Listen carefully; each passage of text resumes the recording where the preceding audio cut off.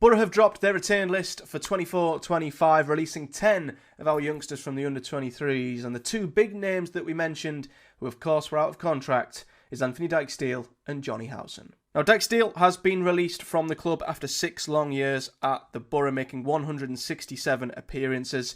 Not really a surprise to see Anfernee Dijksteel has been let go. I think the general consensus around Boro is that we needed to improve in that position, and of course we have been short there, down to injuries to the likes of Luke Ayling and Tommy Smith retiring, so it is a part of Boro's squad that needs a massive rebuild and a lot of work doing to it in the summer. But if we do want to be a top 6 chasing side, the reality is, unfortunately, Anfernee Dijksteel was just not quite good enough for that, but I do wish him all the best in the future.